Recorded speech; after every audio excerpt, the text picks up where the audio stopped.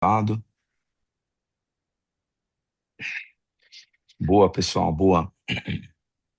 Bom dia, bom dia. Comecei bem, hein? Tô tão cansado hoje, cara. Boa noite. Pessoal, obrigado aí por vocês que estão entrando. Eu sei que é um horário difícil, né? Muitos treinaram o dia todo. É, Poxa, às vezes alguns estão treinando, terminando de treinar, enfim, mas está todo mundo se preparando aí já para dormir, né? Logo mais. E Poxa, eu conheço o Thiago Lima e agora, né, de algumas semanas para cá, conheci o Thiago Ferraz.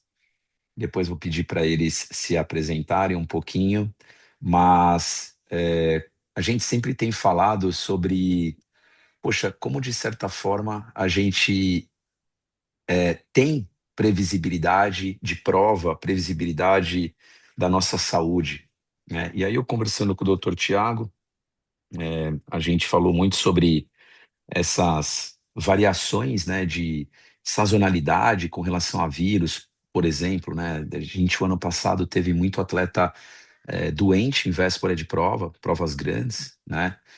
E aí, poxa, conversando com ele e tal, ele falou, cara, existem ferramentas que a gente consegue trazer previsibilidade disso tudo e monitorar o atleta na linha temporal para realmente sair um pouco desse empirismo do que eu chamo de, sei lá, hype ou da data crazy, né? Que é, pô, será que é só HRV aqui?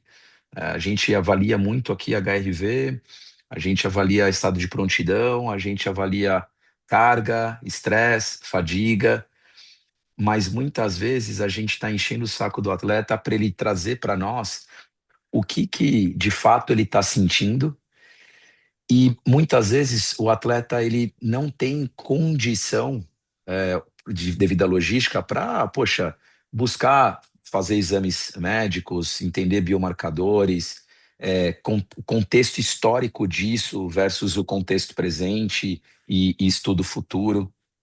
E eu acho muito legal porque a Gauss, os Tiagos vão falar um pouquinho a respeito. Eu queria muito escutar um pouquinho vocês aí. É, eles têm um, eles montaram basicamente uma aplicação que traz essa previsibilidade. Então a gente vai discorrer um pouquinho sobre isso, tá? Meninos, com vocês aí, Dr. Tiago Ferraz, Tiago Lima, fiquem à vontade. Vou só dar um oi e aí eu passo para o Dr. Tiago. Então, primeiro, boa noite aí, pessoal. Obrigado aí pelo convite. Acho que vai ser um prazer aí compartilhar um pouco do que a gente tá fazendo e está pensando. Eu também sou triatleta, então a Gauss ela nasceu um pouco dos meus desejos, né? E o Dr. Tiago, ele era meu médico, então foi assim que a gente se juntou também. Eu sou fundador e CEO da Gauss, e só para vocês entenderem o que a gente faz, nós somos uma plataforma de inteligência de saúde, tá? Então hoje a gente entra dentro das empresas e monitora, né, a saúde através de várias fontes de dados, seja wearable, prontuários, exames, etc., né, e consegue criar algumas recomendações para antecipar riscos de saúde. Então, é bem isso que o Ronaldo comentou, né? A gente consegue de certa forma, ter muita precisão, né, ao predizer certas coisas, como questões de imunidade, performance, etc. É óbvio que tem muitas variáveis, mas o que a gente trouxe aqui para vocês é um conteúdo técnico, né, e rico do que a gente tem visto, né, até porque muitos dos nossos clientes são atletas também de endurance, né, e obviamente a gente consegue cruzar todos esses dados e passar alguns insights aí para vocês, tá? O Dr. Thiago é meu sócio, ele vai conduzir a apresentação, tá? Fiz só a questão aqui de fazer minha apresentação, dado que eu fiz a ponte para tudo isso aqui. Legal. Bom, damas e cavalheiros, obrigado também pelo convite. Faço minhas palavras do Tiago. Acho que tem uma sinergia muito bacana, muito importante no que a gente tem trabalhado ultimamente. E trazer um pouco disso para vocês, e ainda mais para um pessoal, para um público de esporte, que eu acho que é, assim, sem dúvida nenhuma, de do esporte que eu já tive a oportunidade de trabalhar, o pessoal do triatlon é aquele que mais se aproxima da telemetria da Fórmula 1, assim, porque vocês se preocupam com cada detalhe, vocês também sabem que cada detalhe faz toda a diferença no final das contas, e isso é realmente vital, assim. E então deixa eu me apresentar para vocês. Eu já sou médico já há um bocado de tempo, né? Minha barba branca já denuncia um pouquinho. E eu também comecei a fazer algumas pós-graduações em cima do que aquilo que eu acreditava. Minha formação, basicamente e exclusivamente, é muito voltada para a parte de dados. Eu trabalhei muito tempo com pesquisa clínica e eu levei isso para a minha vida no cotidiano, buscando tratar as pessoas com uma forma um pouco mais precisa, uma forma um pouco mais sofisticada e um pouco mais personalizada para cada um. Então, até o nome da Gauss versa isso, a gente vai acabar falando disso na apresentação. A gente está tentando estreitar um pouco essa curva de Gauss para que cada um tenha a sua e cada um tenha esse contexto. Eu tenho uma pós-graduação em medicina do esporte, foi o que me conectou com muitos atletas, especialmente do mundo do futebol, mas eu sempre gostei muito de trabalhar com a galera do triatlon, porque realmente vocês levam o organismo de vocês a um outro limite, de uma outra maneira, e os dados realmente trazem um pouco isso, tá? Ronaldo, não sei se você quer apresentar mais alguma coisa ou comentar alguma coisa, se não, eu posso começar. Não, pode começar, Thiago. Vai lá. Perfeito. Bom, o que a gente... Opa, aqui, pronto. O que a gente pode começar a conduzir com vocês, em especial porque a Gauss também é extremamente baseada em ciências, extremamente baseada em critérios científicos muito rigorosos. Então, eu coloquei alguns selos aqui na apresentação, mostrando quando a gente tem uma evidência bem sólida ou uma evidência que é insuficiente, uma evidência que ainda está em desenvolvimento, para vocês perceberem como isso realmente tem uma proporção bem interessante e bem válida no que a gente vai avaliar daqui para frente. Então, senhores, muito provavelmente vocês já ouviram isso, vocês se auto-questionaram a respeito disso, de que vocês observam muita normalidade nos seus exames, mas de uma maneira ou de outra vocês não estão normais ou vocês não estão evoluindo da forma como vital. Peço para quem quiser levantar a mão só para constatar esse fato, que nada é empírico, mas é muito voltado, porque eu acabo escutando muito isso no consultório, e o pessoal realmente fala, pô, mas se meus exames estão normais, por que eu não estou evoluindo?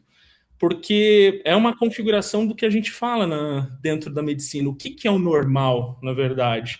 E o normal não tem um sentido, o que acaba tornando tudo isso um enorme paradoxo do que é normal ou não.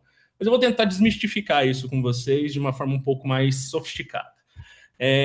Basicamente, o que vocês estão observando na presença de vocês é uma curva de Gauss, por isso que veio o nome da empresa, e é a curva de Gauss que também é conhecida como curva de distribuição normal. Normalmente, dentro de grandes populações, a gente consegue, se a gente pontuar de uma forma corrida e dentro dessa curva, a gente consegue colocar até 95% das pessoas dentro desta normalidade. Eu não gosto muito desse nome, porque não quer dizer que se você esteja além ou aquém da curva, você não é normal. O que acontece é que você não está no bolo principal dessa distribuição.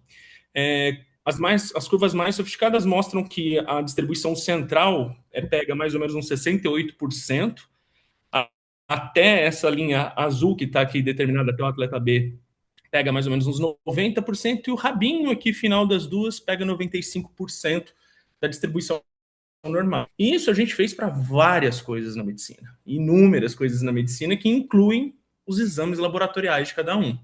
Então, o que vocês veem de valor de referência de laboratório, nada mais é que uma distribuição que a gente fez em curvas normais diante do planeta inteiro. Hoje estão cada vez mais refinadas, mas não deixam de ser uma distribuição como a própria noção que a gente vê de outras curvas, de outras distribuições mostram.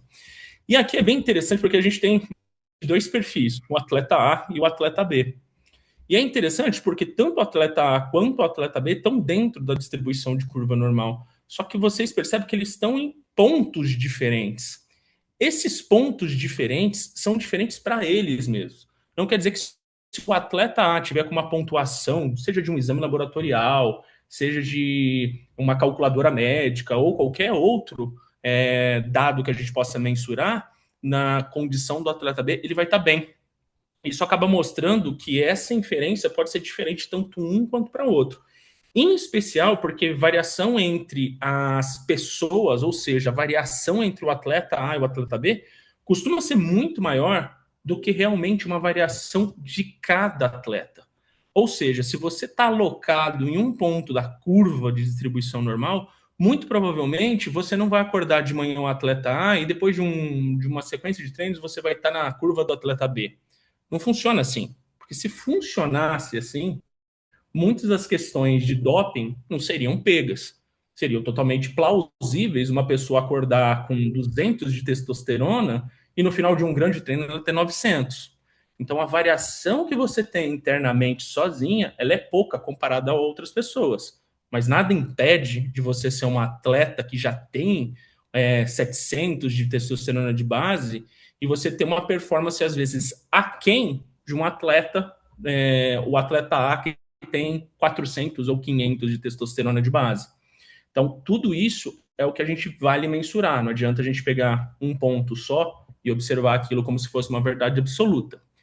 E nisso, a dopagem, ou o pessoal da UADA, começou a observar de uma maneira um pouco mais precisa. Ou seja, eu não posso esperar que uma pessoa tenha variações tão grandes no decorrer do tempo, a não ser que ela esteja usando alguma substância de forma exógena ou ela tenha alguma doença que ela pode ter desenvolvendo. Vamos pegar, por exemplo, essa curva verde como a curva de distribuição normal e o indivíduo em azul, a curva dele. Se a gente estreitar essa curva, a gente vai começar a perceber que ele tem um padrão de normalidade. Vamos pegar um hormônio tireoidiano, TSH, que ele é um termorregulador e um mediador metabólico muito importante no nosso organismo. Ele varia mais ou menos de 0,5 a 4,5 nos valores de referência laboratoriais. Ou seja, se ele está mais ou menos por aqui, ele está naquela faixa de mais ou menos 3, 2,8, e ele foi variando nesse ponto. Mas, de repente, ele cai de uma vez. Então, isso hoje chama muito mais atenção do que se você já fosse alto e se isso se mantesse alto a sua vida inteira por N outros fatores. Essas pequenas variações fazem com que você tenha curvas de Gauss específicas. Porque mesmo que esse ponto laranja, se você observar, ele está dentro dos valores de normalidade, ele começou a fugir do seu valor de normalidade. E conhecer o seu valor de normalidade é uma coisa extremamente necessária. Por quê? Porque é por aí que a gente vai começar a fazer uma telemetria bem mais sofisticada de como você vai se comportar daqui para frente em relação a treinos, recuperação e afins. Muitas camadas vocês já acabam analisando, vocês medem no cotidiano. A única questão é, vocês têm que entender daqui para frente que essas camadas jamais podem ficar isoladas. Vocês jamais podem interpretar só apenas o sono, só apenas o HRV. Vocês podem, não, meu treino foi muito, por isso aconteceu isso. Tem que tomar um pouco de cuidado. Por quê? Por mais que a gente seja um sistema que faz uma interação com o meio ambiente, o sistema orgânico, o sistema humano, ele é um sistema mais fechado. Então, uma coisa se apoia na outra. Uma reação química acaba suplantando, potencializando ou inibindo outra. Então, esse sistema, geralmente, ele tem uma série de outros eventos em volta que podem acabar desencadeando esse processo. E isso é bem interessante, porque se você tem esses fatores para você analisar, que acaba sendo este caso, por que a gente tem que interpretar de uma única forma? Ela não pode se explicar sozinha, ela não pode simplesmente falar, é por isso que aconteceu tal coisa, ponto final. Verdades absolutas na medicina sempre são muito descredenciadas, a gente não pode falar nem sempre, nem nunca, mas a gente tem linhas de tendência muito bem definidas quando as observações são bem cabíveis nesse ponto. E vocês têm um arsenal para vocês trabalharem com dados que é incrível, assim. São poucos esportes como o triatlon que tem literatura densa, que tem acompanhamento, que tem uma carga de entusiastas alimentando com dados e que se dá para extrair muita coisa dali mesmo. Então, por exemplo, a camada de sono, ela pode ter variações que não repercutem única e exclusivamente o porquê que a sua recuperação não vem. A mesma coisa para a carga de treino, a mesma coisa para a sua alimentação. são elementos que podem se interferir entre eles. Então, não é porque a minha recuperação não veio, porque meu sono está ruim, mas às vezes a pergunta é por que meu sono ficou ruim? Será que porque a minha carga de treino está muito alta? E essa carga de treino, eu me exigi demais porque a minha alimentação foi insuficiente. Vocês percebem que um dado ele precisa necessariamente contribuir com o outro, de forma positiva ou não. E isso é algo que a gente vai começar a recrutar um pouco mais. Eu quero que vocês consigam ampliar esse horizonte de vocês para vocês perceberem como eles são importantes, não de forma isolada, mas de forma sempre conjunta daqui para frente. Então vamos lá, vamos falar de uma coisa que eu vi o Ronaldo recentemente conversando bastante com vocês, que é em relação à variabilidade cardíaca. O HRV ele se tornou muito importante, ele é uma medida muito legal, tem estudos correndo hoje em dia de forma maravilhosa, que a gente faz um acompanhamento, hoje até em relógios muito mais simples, mas também tem uma tendência muito forte a induzir pessoas ao erro, porque a gente fica se pegando a um único ponto. Hoje o meu HRV não deu bom, hoje o meu HRV deu bom. Não é assim que a gente tem que observar. As linhas de tendência são o que vão discriminar o que vocês, como um atleta em construção, serão daqui para frente. É o que desmistifica um pouco o ACWR, que teve um papel muito mais empírico de noções que foram muito mais com crítica metodológica muito grande por conta que viram um padrão do mercado do que realmente o que a gente ficou analisando com o HRV. Obviamente, o HRV, a gente não vai conseguir fazer em vocês eletros de 12 derivações constantemente para fazer uma análise ultra precisa. Mas a gente tem o suporte do relógio, que hoje trazem uma credibilidade muito boa, está tendo um movimento muito grande em cima dos wearables para ter essa responsabilidade de trazer esse dado de forma interessante, mas vocês não precisam depender única e exclusivamente deles, porque vez por outra vocês também podem fazer o evento cruzado com um eletro bem preciso de 12 derivações. Obviamente, tem maneiras para a gente decupar um pouco melhor como que a gente faz a análise do HRV, e isso traz uma credibilidade muito boa para a análise de treino de vocês, de modo geral. Então, dito isso, dito que a gente precisa destes dados, e a gente precisa desses dados numa linha do tempo, numa constante maior e não apenas uma fotografia, vamos dar uma olhada primeiro nos marcadores que importam para vocês, nos marcadores que tenham realmente uma relevância, não só de estatisticamente, como uma eficácia e eficiência realmente no treino de vocês, mas que vocês podem conseguir interpretá-los de uma maneira um pouco mais fluida daqui para frente. Vamos lá.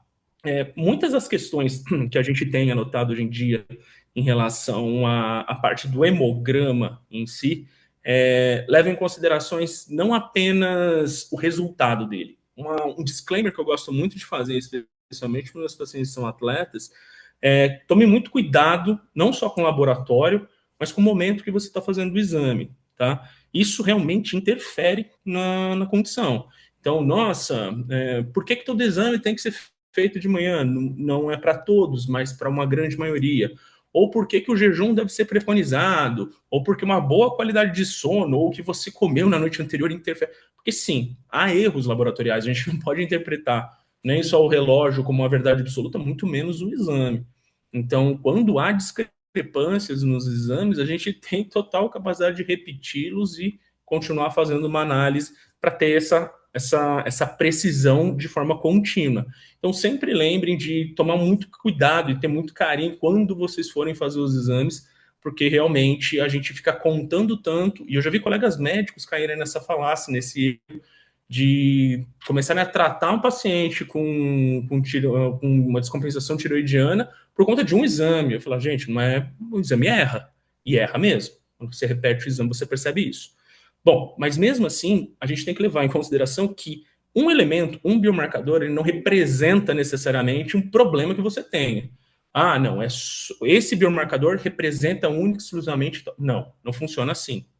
Dou um exemplo que nem está aqui nessa tabela, que é muito simples. TGO e TGP. A gente associa sempre com o marcador hepático, mas ele se eleva em diversas categorias, inclusive entre vocês, ele se eleva em treinos mais apertados, em treinos mais pesados, ele vai se elevar, ou no infarto agudo do miocárdio, que também ele eleva. Óbvio que para um infarto a gente tem outros marcadores mais sensíveis e específicos. Então, o que a gente traz aqui para você é essa sensibilidade e especificidade do que vocês podem ler para interpretar. Mas nunca decorem, esse marcador é para isso. Decore a pergunta. A pergunta ela se torna muito mais importante do que a sigla. Porque se vocês entendem um pouco da fisiologia, e eu sei que vocês mergulham vez por outra nisso, vocês vão conseguir extrair bastante desse material e entender melhor os exames, entendendo toda a sofisticação fisiológica que isso pode acontecer. Então é bem interessante que o ferro, para produzir energia, a gente vai precisar realmente da cinética do ferro bem detalhada para a gente começar a compreender se isso está em excesso ou está faltando. E quando está faltando, a pergunta não é, bom, se está faltando, eu preciso suplementar com mais ferro. A pergunta é, por que está faltando? Essa pergunta e perguntar os porquês do que simplesmente tratar o exame é fundamental na vida de vocês.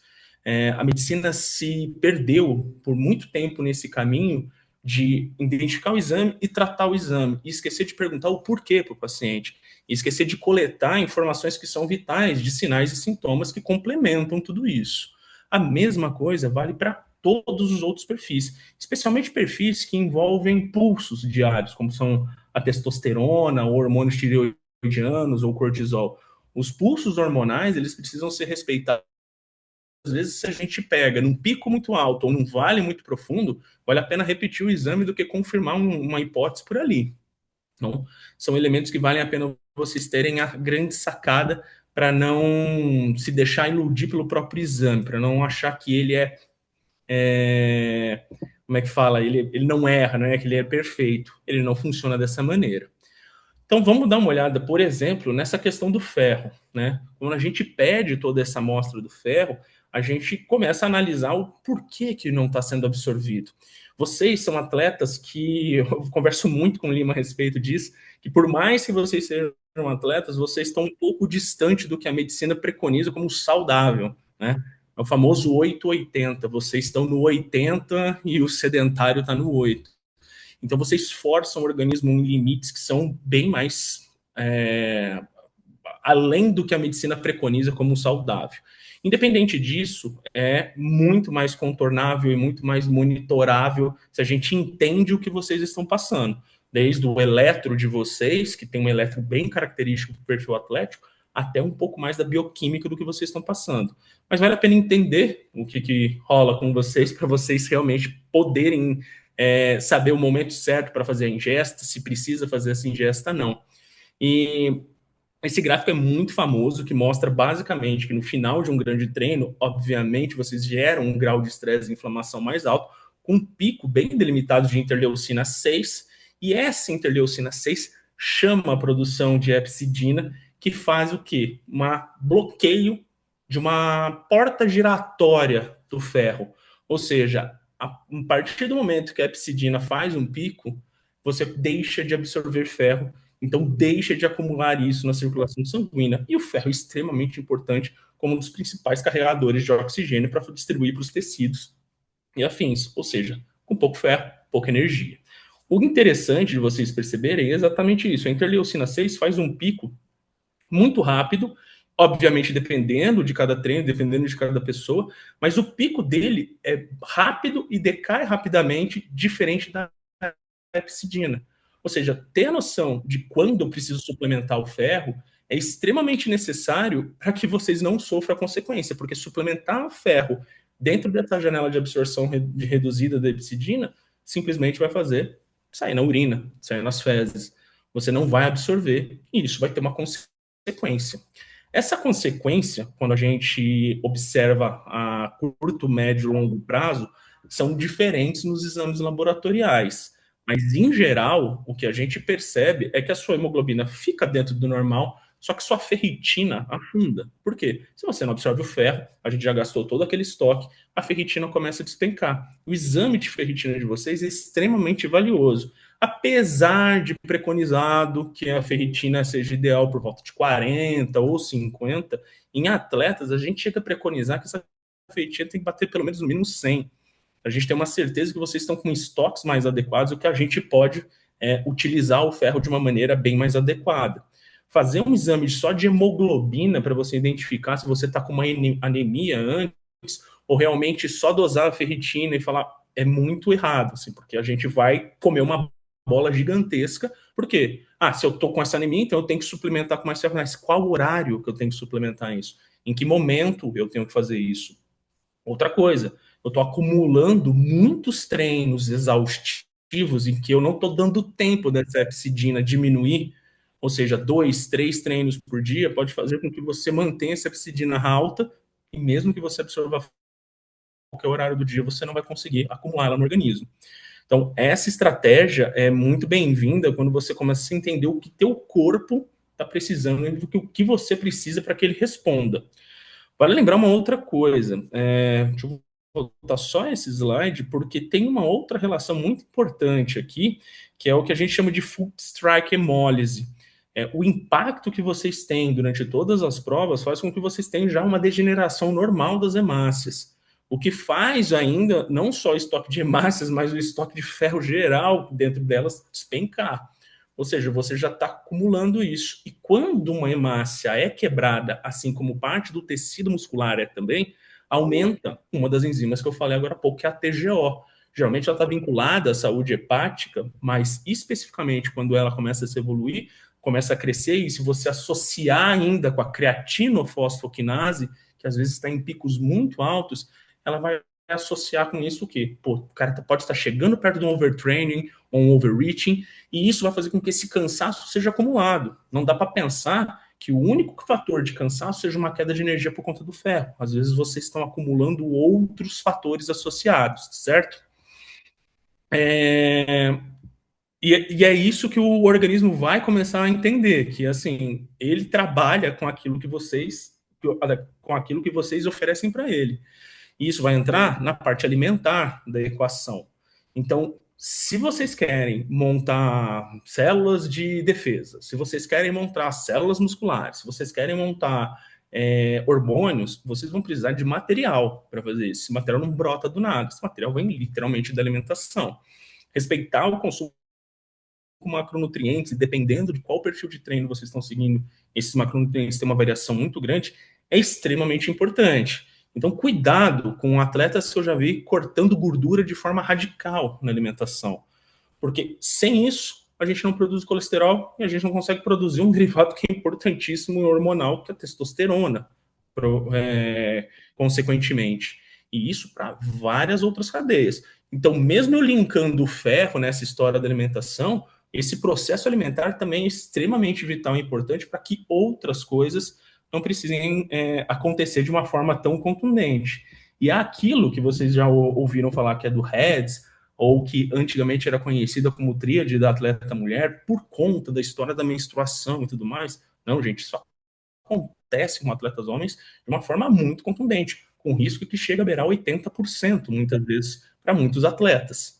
Ou seja, esse cara que está fazendo um estresse físico enorme, aonde o corpo vai começar a orientar produções de hormônios específicas que ele precisa para lutar contra esse processo inflamatório, no caso, por exemplo, o cortisol, que tem basicamente o mesmo sachê da testosterona, ele vai depreciar a produção de testosterona por conta disso.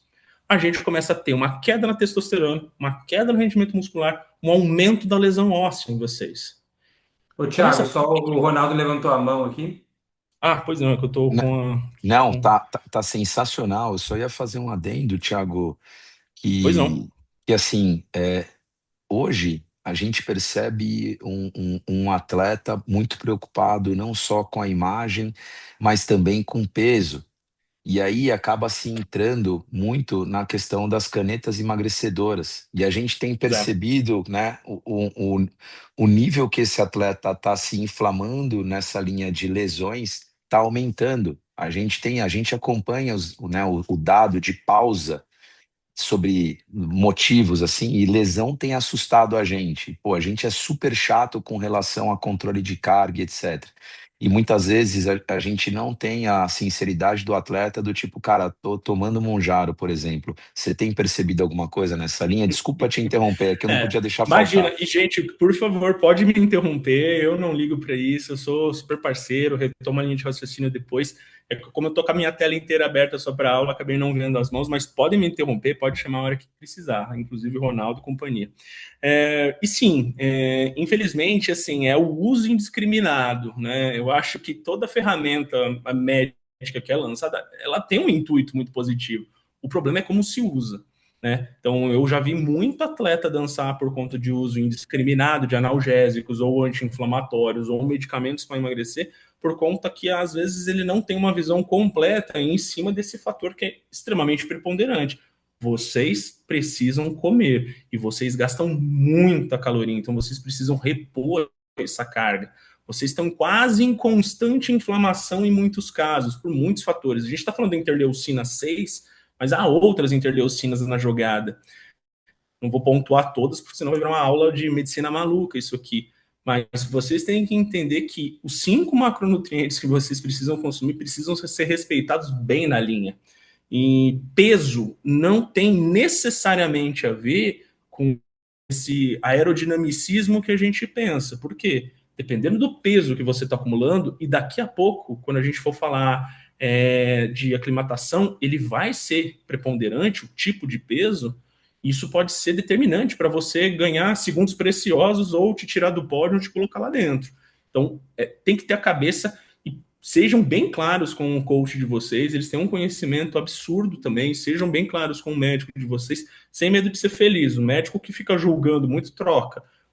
É chegar e entender qual é a situação, ouvir o que tem para ouvir, para a gente seguir de uma maneira um pouco mais fiel naquilo que vocês estão fazendo. Então, assim, entendam que para o homem, o REDS existe. Então, assim, a gente precisa tomar muito cuidado, porque vamos pegar um exemplo mais legal ainda, esse exemplo do Ronaldo. Um atleta que está fazendo o uso constante de Monjaro, vamos colocar aí a 7,5 miligramas, 5 a 7,5 miligramas, ele vai ter uma supressão de apetite absurda, numa necessidade do que ele precisa de muito mais do que 2 gramas por quilo por peso por dia de proteína. Isso vai fazer com que as lesões que ele tem a nível ligamentar e muscular, bem antes da óssea, demorem muito para cicatrizar. O impacto global acaba indo para o osso diretamente, osso e cartilagem, provocando microfissuras. Só que se você já não está comendo bem, qual que é a quantidade, por exemplo, de vitamina D que você está conseguindo repor, o cálcio, para você fazer a manutenção disso? Porque diferente de um afegão médio, vocês estão fazendo estresse mecânico contínuo. Então, para mim, que não sou triatleta, se eu fizer um consumo moderado de vitamina D e cálcio, a minha restituição óssea muscular é muito melhor do que a de vocês nesse ponto. Porém, como vocês estão em estresse constante, é como se vocês estivessem com vários pontos de incêndio pela cidade inteira. Modular isso e organizar isso depende realmente de uma disciplina alimentar muito cabível em cima, tá, galera? Então, voltando para essa equação toda, o corpo ele entende que se você não está fornecendo alguma coisa, ele precisa cortar de algum lugar. E é exatamente essa tríade que fica um pouco complexa. Porque se não está entrando alimentação adequada, eu não tenho condição de produzir hormônio dessa forma. Por quê? Porque o hormônio, no fim das contas, não é a prioridade absoluta para te manter vivo e te manter desinflamado. Ele vai priorizar outras coisas. E isso vai valer para osteoblastos e osteoclastos, que são mecanismos que fazem o crescimento e a depreciação do osso para instaurar em outro lugar. Mecanismos de defesa. E, obviamente, o impacto no sono é determinante nessa equação toda. Vocês vão precisar de mais horas de sono para recuperação, e ao passo que vocês podem acabar limitando tudo isso por conta da disciplina e do controle de treino. Então, percebam que uma coisa puxa a outra. E quanto mais vocês entendem quem são vocês nessa equação toda, fica melhor, porque não existe receita de bolo. Se vocês querem fugir daquela gaussiana máxima, o mecanismo é entender diariamente quem são vocês de ponto a ponto. Um desses itens a ciência já conseguiu realmente rever. A gente falava muito em quando a pessoa passa. Ainda tem alguns estudos sobre estresse, é uma outra coisa, uma outra concepção, tá, gente?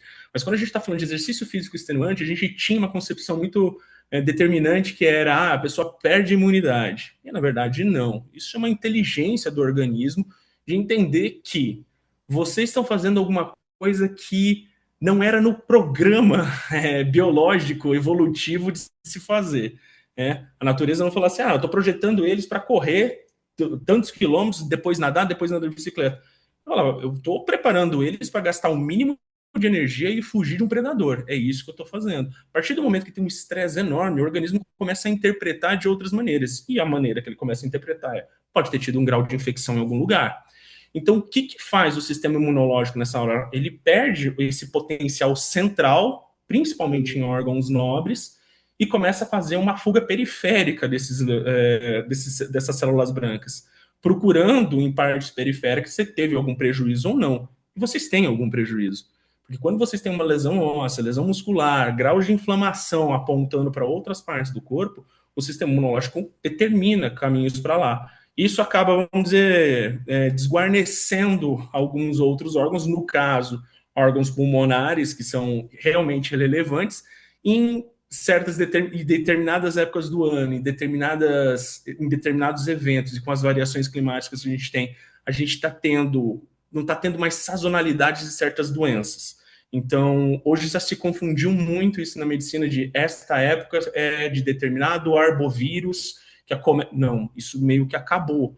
Com os fenômenos climáticos que a gente está tendo hoje, muita coisa está se confundindo. Então, é normal vocês escutarem que as pessoas estão ficando gripadas constantemente ou continuamente. Nem sempre isso é verdade, muitas vezes é um reflexo atópico, né, uma eosinofilia absurda que você acaba desencadeando, mas em treinos contínuos e extenuantes, isto vai acontecer. Aí vale a reflexão. Peraí, se eu não me monitorar, eu vou começar a abrir uma janela imunológica no meu organismo em que eu posso comprometer uma prova que eu estou me preparando há tanto tempo. E essa noção que a gente tem que ter de forma contínua com os dados que a gente acumula é o que vai fazer um fator decisivo de eu tenho que dar uma segurada. Eu tenho que começar a prestar atenção nos sinais do meu organismo, da onde eu posso estar declinando para começar a ficar doente. Então, isso é extremamente válido, porque vocês estão sujeitos a isso continuamente. A forma como vocês vão se proteger envolve, obviamente, outros fatores. Tua alimentação, tua qualidade de sono, seu período de recuperação e descanso. E, obviamente, na sua suplementação, elementos essenciais que vão fazer isso melhorar ou ter um apoio armamentista melhor para suas células de defesa. Isso é importante, por quê? Porque, como o Ronaldo falou, a gente nunca viu tanto atleta ficar doente de forma recorrente no último tempo. Acredita-se, né, que toda essa ansiedade, esse FOMO que a gente vai desenvolvendo de nossa, o outro cara tá treinando, ele viu no Instagram, então tem que correr também, e o exagero do treino, esse overreaching começou a ficar muito mais comum, então a gente está tendo esse distúrbio, se a gente pode assim chamar, no decorrer dos últimos anos dos atletas, tá?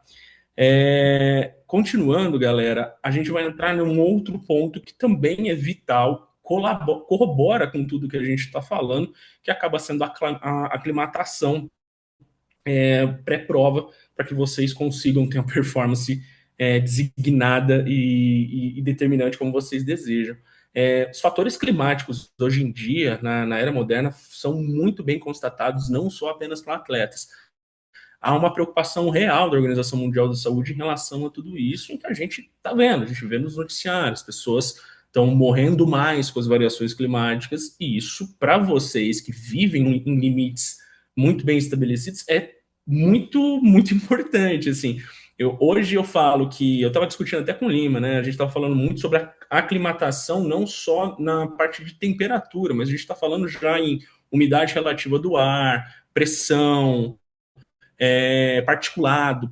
Tem provas que são feitas na cidade de São Paulo em determinadas épocas do ano que o nível de particulado é absurdo. E isso para vocês que estão com um sistema imunológico mais numa situação mais periférica e absorvendo aquela poluição, é um patognomônio para acontecer alguma coisa depois. ou antes. Então, ter essa noção de o que vai acontecer, ter uma noção grande de previsão do tempo, de como entender como o seu corpo se comporta, assim, vital. Pessoas que têm graus de atopia precisam ter um olho ainda maior em relação a isso. Por quê? Muitas pessoas acabam tendo espessamento de corneto e muitos atletas acabam tendo dificuldade até de troca gasosa, o que acaba perdendo um pouco desse rendimento nesse ponto. No caso da aclimatação, vale muito a pena, porque é o que a gente mais vê. Variações climáticas brutais que acometem a pessoa de uma forma não só física, mas uma forma mental também. Então, aqui a gente começa a pensar numa grande condição no que vai ter reflexo nos seus exames, que é uma questão muito mais física do que só médica, né? A gente tem uma concentração maior de íons e partículas em relação ao sangue quando a gente está em climas mais frios e mais fechados. Obviamente, a circulação periférica contribui para isso, do que quando a gente está depois de uma aclimatação ou em climas muito mais quentes, em que a gente tem um fator de hemodiluição muito maior, muito mais contundente. Não quer dizer que com essa diluição, ou seja, é como se fosse um suco concentrado, né? Se eu colocar pouca água, o suco está lá, mas se eu colocar muita água, o suco também está lá, até um limite, tá? Isso em especial por conta que a gente está envolvendo dois grandes fatores. Um é a própria hidratação e o outro é o próprio fator de temperatura. E é aqui que vai começar a entrar um pouquinho da história do que a gente comentou sobre o peso, inclusive.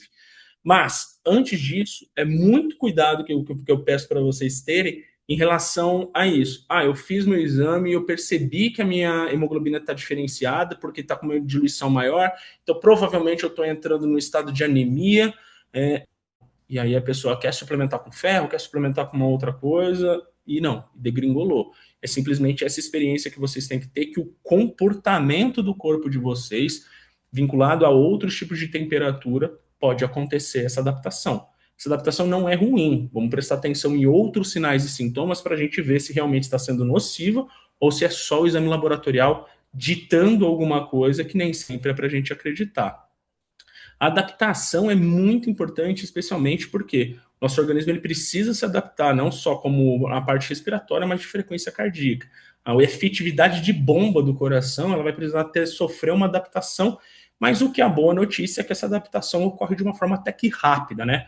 O gráfico vocês podem acompanhar que a partir do terceiro dia a gente já começa a ter um aumento bem grande da variação, chegando no 10º dia a linha quase estabilizar. Obviamente, o decaimento é quase proporcional. O decaimento acaba sendo mais ou menos por volta de a cada 1 dia vocês decaem, a cada 2 dias vocês decaem 1. Então, para vocês retornarem, readaptarem, é muito mais rápido nessa condição. E é o que faz uma grande diferenciação no que vocês vão ter que fazer em conjunto com outros dados. Frequência cardíaca de esforço máximo, taxa de suor, o peso nessa equação toda, HRV, sono, tudo isso é influenciável realmente nessa adaptação ao calor. E eu falo dessa parte do suor e tudo mais, porque vale a pena ter na consciência o quanto que vocês perdem de líquido no decorrer de tudo isso. Obviamente, na cabeça de muitos, eu falo, não, a gente perde realmente a maior parte na urina. Isso é uma constatação óbvia. Mas no restante, evaporação, respiração e suor, vocês perdem quase o mesmo equivalente do que na urina, ou mais, às vezes. E aí, é esse processo que a gente precisa começar a ter na consciência de, não, então se eu vou aumentar muito o meu consumo da água, aí você pode começar a ter uma retenção hídrica, uma diluição muito forte dos íons essenciais, podendo te levar, às vezes, numa hiponatremia, o que acaba destruindo o rendimento de vocês durante uma prova. Então, de novo, todos os 5 macronutrientes vocês vão ter que ter bem na ponta do dedo e não fazer as coisas de forma empírica. O peso é significante, mas o controle dele vocês vão ter que ter essa nuance de o que eu estou pesando? É gordura? É massa muscular? É água? É glicogênio? Tem várias peças nessa equação que vocês podem destrinchar do que simplesmente estou pesado, eu estou gordo, eu vou meter um monte de ar e vai dar tudo. Não, gente, não funciona, a fisiologia não é tão óbvia desse jeito, ela tem as nuances dela, e tudo isso que eu estou falando para vocês, que são peças que estão muito separadas no quadro de muitas pessoas, é o que precisam ser organizados agora e posicionados de uma forma, numa linha do tempo, bem significante para que vocês consigam realmente fazer treinos ou fazer processos que sejam exclusivos para vocês. Outra coisa que acaba realmente assim comprometendo, e eu já vi atleta dançar por conta disso, é a história da suplementação. A suplementação ela é obviamente muito bem-vinda e ela não é substituta da nutrição de vocês, tá? Então, que fique bem claro de novo o quanto que eu martelo em cima da nutrição, porque isso é realmente vital. Mas a suplementação ela é o suporte de tudo isso. Quando vocês estão com uma alimentação muito bem definida, treino, qualidade de sono, essa qualidade de treino e de vida muito bem estabelecida, a suplementação ela não só é bem-vinda, como ela tem uma performance interna maravilhosa. Mas procurem farmácias que realmente tenham um substrato, um comprometimento com o atleta muito grande, porque acontece das pessoas procurarem o mais barato, porque o consumo está tranquilo, eu consigo consumir mais desse nutriente com isso, e o comprometimento que a indústria às vezes tem com o atleta é zero. Eles estão vendendo para massa, eles não estão vendendo para atleta. E aí muitos produtos acabam sendo contaminados. Então você vê que em 15 a cada 100 produtos você pode ter um grau de contaminação hormonal e a UADA não perdoa. É a diferença de vocês perderem a medalha, perderem uma outra classificação que seja extremamente importante na vida de vocês. Outra coisa que eu acho que é bem bacana em relação a isso é escolher bem os seus ativos. Esqueçam, não, porque o influencer tal falou, porque fulano falou, isso aqui. Para vocês às vezes precisam de classes de suplementação diferenciadas por conta que o que vocês estão passando no cotidiano precisam daquilo. O que eu quero dizer com isso? Entendam que a suplementação ela não te dá um poder a mais. Ela é como se fosse um lubrificante específico para cada parte do seu corpo, ou que a potencializasse o que o seu corpo já é. Então, não adianta a gente falar assim, então eu vou tomar vitamina D, eu vou ganhar mais isso. Não, eu vou melhorar a minha performance por conta que a vitamina D vai ter uma função mais fluida dentro do meu organismo. E isso envolve até a concentração do citoplasma de vocês em relação à hidratação e a outros elementos que favorecem essa absorção. Então não adianta você falar, eu vou comer vitamina D com uma colher de pedreiro em casa que vai dar tudo certo. Não é bem assim que funciona. Entender o que o organismo de você está pedindo ou qual fator precisa ser corrigido antes para que essa vitamina D seja absorvida, e eu estou usando a vitamina D como um exemplo anedótico, é extremamente vital. E o que faz a gente voltar lá no começo de novo de pontuem os dados de vocês, avaliem os dados individuais de vocês para que vocês tenham essa precisão até na escolha da suplementação e na dosagem correta para vocês, tá? Isso quer dizer o quê, né? É isso que eu estou falando, que nenhum dado, no final das contas, ele pode ser interpretado de uma maneira só isolada. Se fosse fácil assim, a gente teria, sei lá, uma bula pessoal, um script pessoal. Então, se o meu exame está assim, eu estou assado. E vocês sabem que não funciona assim. Vocês sabem que os exames de vocês já deram normais algumas vezes e vocês não sentiam que isso estava condizente. Então, muitas coisas vocês vão ter que montar de uma forma mais arquitetônica em relação e pessoal em relação ao que tange a saúde de vocês. Os dados que vocês vão ter que elencar, vocês vão ter que tomar muito cuidado de como vai ser depurado e por quanto tempo vocês vão coletar. Essa intimidade vocês têm que ter o coach de vocês é vital para que realmente vocês comecem a despontar e ganhar preciosos nisso. Ou seja, uma ferritina baixa, que é o nosso exemplo que é aqui, sozinha, ela não quer dizer alguma coisa, mas quando a gente começa a associar essa ferritina baixa, uma saturação de transferina mais baixa, uma frequência cardíaca subindo no mesmo ritmo por conta do esforço, a gente podemos estar vendo que é um teto aeróbico mais baixo, quer dizer, são elementos que vão se somando para corroborar o que a gente está querendo observar. Infecções respiratórias e overreaching também está vinculado a isso. Um HRV caindo nos últimos dias, um sono desregulando, uma carga muito alta de treino, é uma chance muito alta disso acontecer. Então, quanto mais esses elementos estão na cabeça de vocês, mais vocês conseguem prever aquilo que pode acontecer lá na frente. Ter esse rol de opções na cabeça, ter esse rol de possibilidades é extremamente vital para vocês tomarem as decisões que são cabíveis ou não. A mesma coisa para peso, a mesma coisa sem aclimatação no calor. Todos os dados têm que estar associados a outros para que a gente chegue nessa condição. Esse é o princípio primordial da medicina. É a arte de você analisar sinais e sintomas. Um biomarcador nada mais é que um sinal para a gente. Só que se a gente associa com os grandes outros sinais e outros grandes sintomas, isso se torna assertivo, isso se torna preponderante. E isso é o que é o grande mote do que a gente prega aqui dentro da Gauss. O legal é que quando vocês começam a montar o cronograma de vocês, vocês conseguem entender melhor. E esse cronograma vai começar a ficar tão rico e tão bonito como quando vocês começarem a montar, porque vocês vão entender se vocês respondem em meses ou só em algumas semanas, se a sua aclimatação ela é determinante em 3 a 5 dias, realmente a diferença, mas para vocês às vezes não, 2 a 3, eu já começo a sentir. Lembra que a gente sempre colocou tudo em grandes curvas de Gauss. E agora é vocês que têm que buscar essa curva para vocês estreitarem e começarem a pontuar isso de uma forma mais sofisticada. Bom, basicamente, para resumir toda essa história, o que eu proponho para vocês, basicamente, sempre reúna todos os seus dados, reúna seus dados históricos, pontue ele com o seu treinador, interprete ele, interprete ele.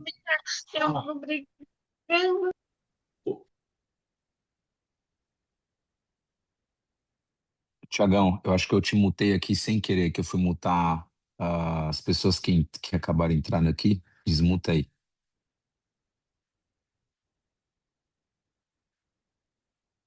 Ainda tá no mudo, Tiagão. É. Ó, vou pedir para ativar o som.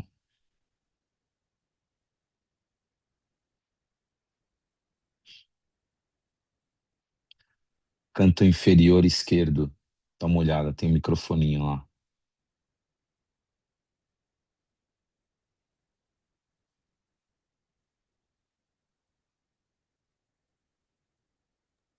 Deixa eu mandar uma mensagem para ele aqui. Ué, não tá escutando? Acho que ele deixou no mudo ali. Só um minutinho aqui, pessoal. Opa, voltei Agora aí. sim. Eu te mutei sem querer, porque quando entrou uma outra pessoa, ela começou a falar, eu fui Não, mutar ela, aí trocou bem na hora, eu fui e mutei você. fiquem Desculpa. tranquilos. Vocês deixaram de ouvir desde esse slide aqui que eu estava apresentando? Mas parou a apresentação, não está mais É, compartilhando. Perdão, aqui. Desde esse último aqui? E aí isso depois aí. tem uma pergunta do Fábio no chat aqui para você responder. Uhum. Eu estou no finalzinho aqui, galera. Então, assim, eu acho que a grande observação que eu coloco em tudo isso é realmente vocês reunirem os dados, fazerem as interpretações adequadas, buscarem um médico parceiro também para fazer as prescrições, fazerem o acompanhamento disso e fazendo esse looping, recalibrando e buscando essa gaussiana pessoal de vocês. Isso vai fazer uma grande diferença e não só fazer exames seriados e interpretando cada exame de uma vez só. É isso que hoje em dia a Gauss realmente faz. A gente tem essa preocupação genuína de absorver todos esses dados, elencar todos esses dados em linhas do tempo, pontuá-los de uma maneira bem precisa, para a gente traduzir a saúde de forma individual e pessoal para cada um. Tá certo? Gente, eu acho que eu falei bastante aqui, mas agradeço, obviamente. É um assunto que eu adoro falar de dados e tudo mais, mas vou deixar aberto agora para vocês para a gente bater um papo, para perguntas e afins. Ô, Thiago, só deixa a tela compartilhada, deixa eu só dar um adendo e aí depois você responde, por favor. Só limite. Pessoal, o Thiago vai compartilhar a tela, né? Eu combinei com o Ronaldo e ele até que recomendou, falou que fazia sentido. Tem muitos atletas que vão fazer Ironman, enfim, não só 73 em São Paulo, mas que vai fazer o Ironman no ano que vem. E aí a gente decidiu pensar num piloto específico para vocês, tá? Então, o que que é esse piloto na prática, né? É aplicar o que a gente faz hoje na Gauss, que é uma plataforma de inteligência de dados, para ajudar vocês. Tiago, você não está compartilhando o slide certo aí. Para ajudar vocês na prática em todo esse fluxo que o Tiago falou, de organizar os dados, de conseguir também fazer a suplementação certa, porque a gente tem um algoritmo que vai recomendar de acordo com o que a gente vai analisar dos seus dados, biomarcadores, etc, Bacana. tá? Isso é o que a gente faz no nosso dia a dia, então isso a gente toca isso em várias empresas, e agora a gente está entrando também nesse mundo mais do endurance, né? E o Ronaldo tem nos ajudado aí bastante, comentando um pouco mais do perfil dos atletas. A gente viu que tem bastante sinergia, tá? Então a gente abriu basicamente 15 vagas de pilotos para fazer todo esse trabalho com vocês. Essa aí, tá certo agora. Opa, peraí. Posso corroborar aqui, Thiago? Claro. Assim, pessoal, o que que a gente quer fazer já olhando para a saúde do atleta como um todo e a Gauss, ela é uma plataforma que traz a inteligência de dados justamente para ajudar o atleta e o médico, né, de fato, do atleta, que acompanha o atleta, enfim, que é responsável, para trazer um pouco mais de direção e assertividade naquilo que precisa ser feito com o atleta. Né? Então, a gente tem bastante tempo para os principais atletas aí enfim, aliás, principais atletas, para todos os atletas que têm esses desafios de longa duração, né? Acima de 4 horas, a gente está falando de ultra endurance, tá? Lembrando isso. E a gente tem aqui muitos ultra endurances, né? Muitos atletas, né, nessa corrida. E acho que o doutor Thiago colocou muito bem, né, que todo trabalho que é feito, se nós não tivermos zelo por desses detalhes, né, que acabam tirando vocês do game, eu acho que isso faz bastante diferença. Então, cada vez mais a gente vai falar sobre esses detalhes. E aí eu acho que, puta, o que vocês estão apresentando aqui, eu acho que é bem legal para a gente poder tracionar esse piloto e tirar boas lições. Mete bronca aí, doutor. Eu tenho uma pergunta aí, Thiago, do Fábio. Seria legal Ah, responder. boa, boa, boa. Deixa eu Eu dar te uma ajudo aqui, olhada ó. aqui. Fábio Couto pergunta o seguinte: Tiago, o estresse do dia a dia de trabalho. Tiago, e o estresse do dia a dia do trabalho? Imagino que seja um ingrediente mais complicado, né? Digamos que isso faz parte de todo o estresse que vocês convivem. Vocês têm um estresse que a gente acaba classificando ele como um mecânico, né, quase, e gera interleucinas. Porém, o estresse do cotidiano, e é um estresse que vocês não veem, gente, o simples fato de vocês morarem numa cidade como São Paulo, ou pegarem o trânsito, por mais que vocês, não, coloquei o meu som aqui, tudo certo, não, ele tá ali embutido de alguma maneira e faz esse aumento, ou seja, é bacana o teu raciocínio, Fábio, porque isso vai se somando naquilo.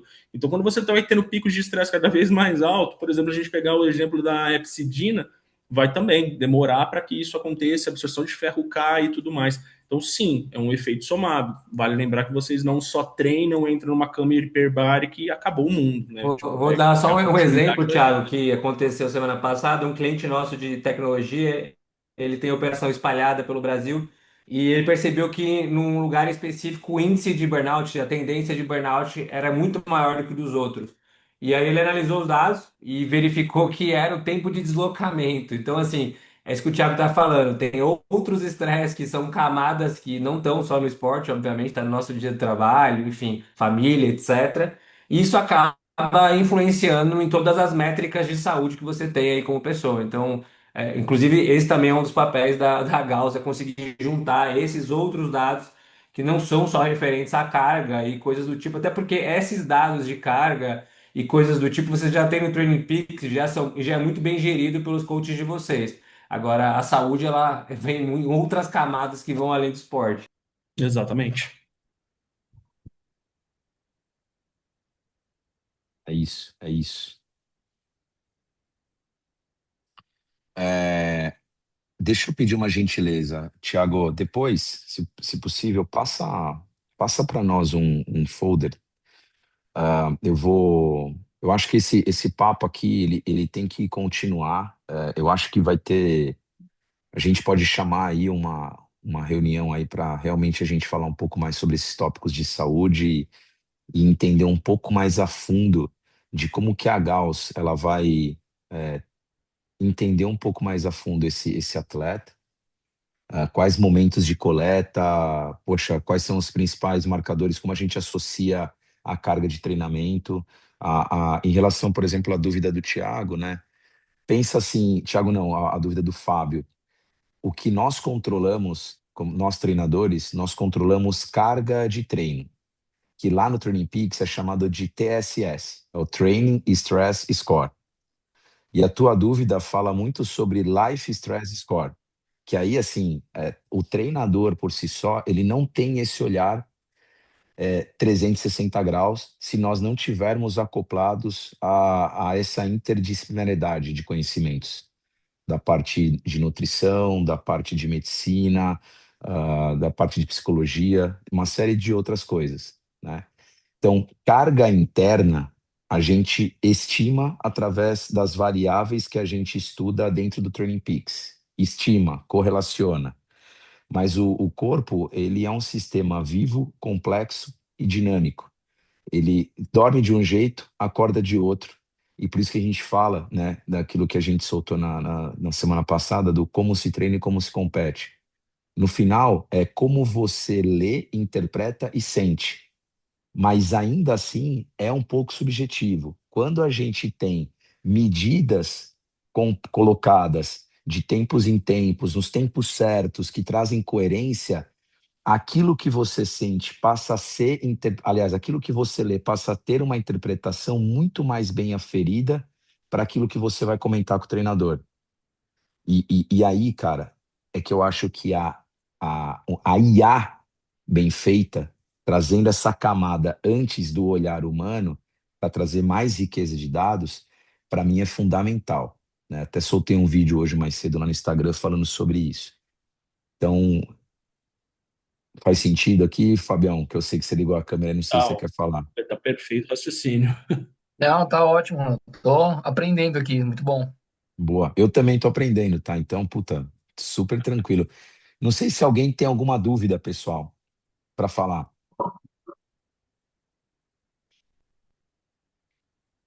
Ó, Eduardo Silva, ó que legal. Existe um limite entre inteligência de dados e atuação médica propriamente dita?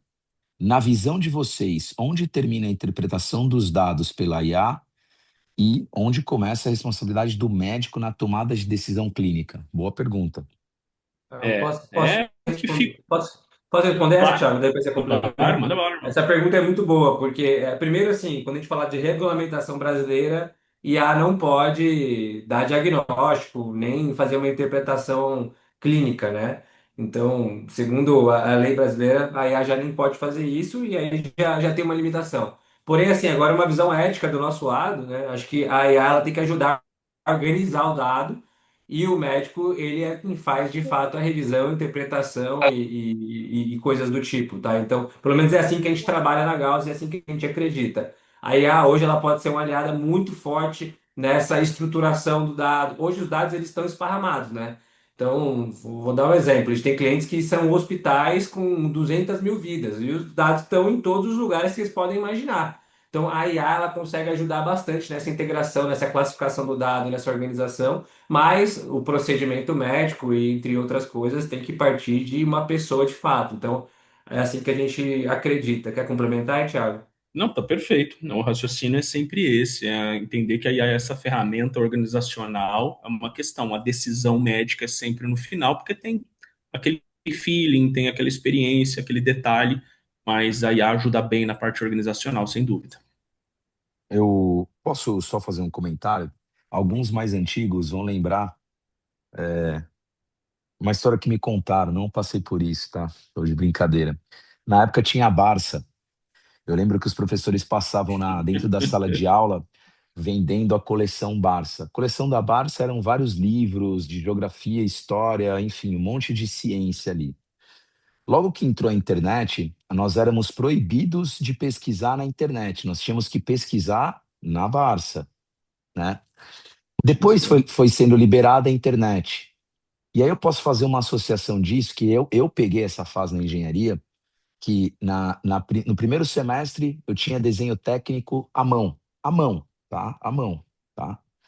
No segundo semestre a gente foi para o AutoCAD, então eu peguei a transformação disso, porque eles entendiam que se você tem o entendimento da dimensão geométrica daquilo que a máquina está te pedindo, você ia ser um cara muito mais assertivo dentro da máquina, você ia trazer projetos muito mais robustos, mais fáceis, enfim, de implementar com menor erro.